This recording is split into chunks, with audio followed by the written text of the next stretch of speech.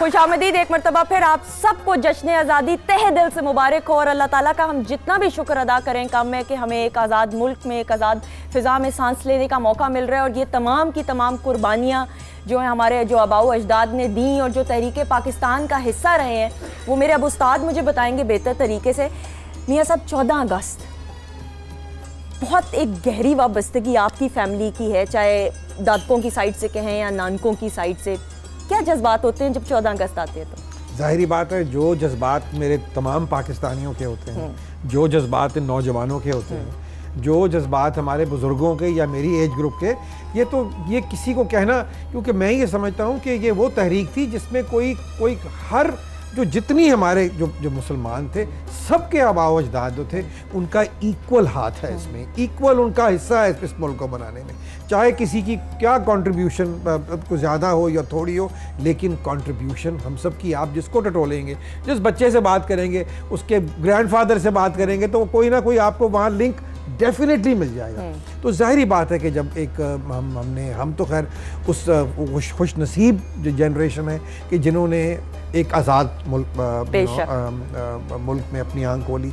हम और अपने बुज़ुर्गों से जाहिर बात है कि जिस तरह भी मैं बुशरा पर हम बैठ के यही बात कर रहे थे कि अपने बच्चों को भी आगे वही जज्बा उनके अंदर डालना, वो उनके अंदर क्या कहते हैं पैदा करना, और उनको सही जो हमारी तारीख़ है, क्योंकि अनफॉर्चुनेटली पाकिस्तान बनने के बाद हमें हमारी जो नौजवान नस्ल है उनको पाकिस्तान की सही हिस्ट्री और सही तारीख नहीं पढ़ाई गई। जो भी उसकी वजूहत है उस पर मैं नहीं जाना चाहता।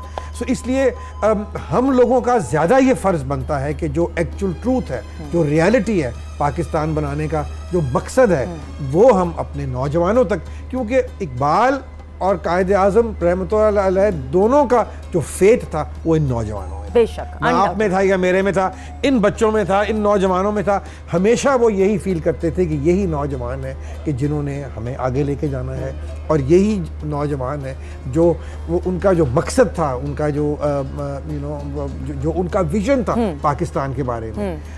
ये भी मैं आपको यहाँ बताता चलूँ कि इकबाल रहमतुल्लाह इकबाल और कायद आज़म ने एक उनका दोनों का एक तो वो फ़र्क नहीं थे, उनकी सोच बिल्कुल एक थी एग्जैक्टली। जब 1940 में जब कायद आज़म ने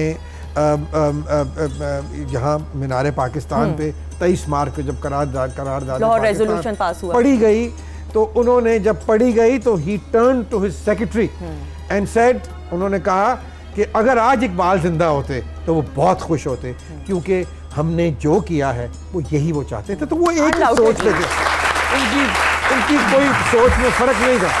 लेकिन मैं मैं आपको बताता चलूँ कि इकबाल और कायद आज़म दोनों के जहन में एक डेफिनेट इंटरप्रिटेशन थी इस्लाम की, जो हमें किसी आलिम ने दी, ना किसी और ने दी। They had a definite interpretation of Islam, और उसी के बेसिस पे उन्होंने पाकिस्तान जो था उसका तसव्वुर किया। बुशरा, मैं आपसे ज़रूर जानना चाहूँगी, जिस तरह मियाँ साहब ने कहा और जितना हमने पढ़ा है, जितना हमने अपने बड़ों बुजुर्गों से सुना है, आप बेहतर तरीके से वजाहत कर सकती हैं। तहरीक पाकिस्तान की जब बात आती है तो नौजवान नस्ल ने बहुत बढ़ चढ़ के कायद का हिस्सा बने, उस तहरीक का हिस्सा बने। थोड़ा सा बताइएगा कि नौजवान नस्ल जो तब थी और अब में कितना फ़र्क नज़र आता है जिम्मेदारी की जब बात आती है?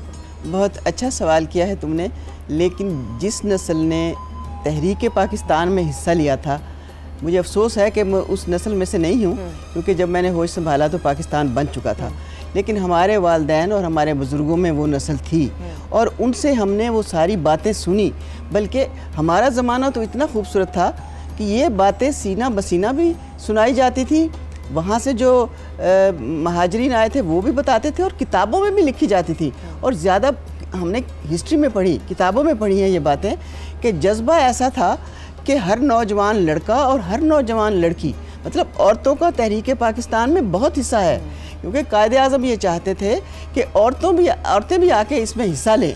और वो कहते थे कि किसी भी कौम की रीढ़ की हड्डी की तरबियत औरतें करती हैं, और रीढ़ की हड्डी जो है वो नौजवान होते हैं। और आपको पता है रीढ़ की हड्डी के बगैर इंसान चल फिर भी नहीं सकता और कुछ नहीं कर सकता। तो नौजवान लड़कियां, नौजवान लड़के, हमारी अम्मी बताती थी, उनकी सहेलियां बताती थी कि लोग चाहते थे कि अपना तन मन धन इस आज़ादी पे वार दे, और जो कुछ भी अपने पास है, 2 पैसे हैं तो वो भी दे दे, 2 कपड़े हैं तो वो भी दे दें, और किसी के पास कुछ नहीं था तो वो जान हथेली पे रख के लेके आया। और नौजवान अगर कायदे आज़म के पीछे ना होते, मादर मिल्लत के पीछे ना होते, तो ये किस तरह पार होता जो बेड़ा है। और हमारे नौजवान लड़कों ने, हमारी औरतों ने, हमारे मर्दों ने, हमारे बुज़ुर्गों ने दामे, दिरमे, सुखने हर तरह इस तहरीक आज़ादी में हिस्सा लिया।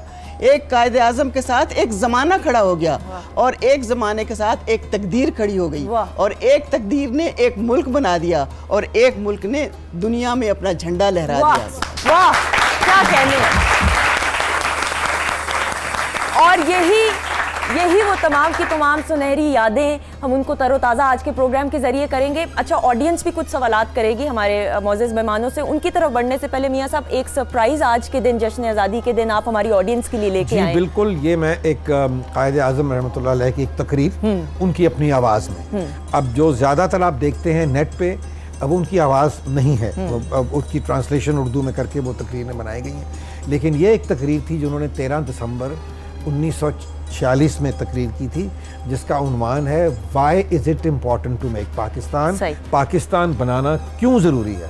तो ये मैंने BBC लंदन से ये जो तकरीर थी इसको रिट्रीव किया, फिर उसकी क्लीनिंग की, फिर उसका वीडियो बनाया, और ये तोहफ़ा जो है ये तमाम पाकिस्तानियों के लिए है, and to for our youth to understand, क्योंकि अब कई दफ़ा कहीं कहीं से ऐसे सवाल भी उठते हैं कि शायद कि जिस तरह पाकिस्तान बनाने की क्या ज़रूरत थी।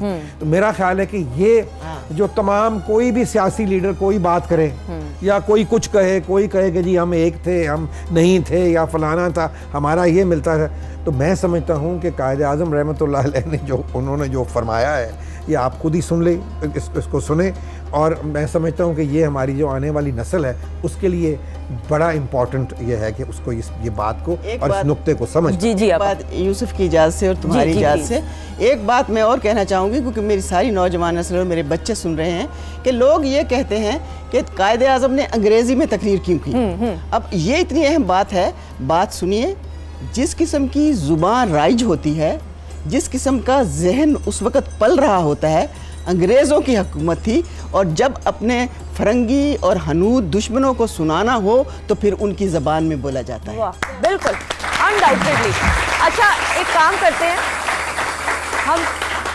हम जो मियाँ साहब एक सरप्राइज़ आज जश्न आज़ादी के मौके पे हमारे व्यूअर्स और हमारे लिए लेके आए, कायदे आज़म मोहम्मद अली जिन्ना।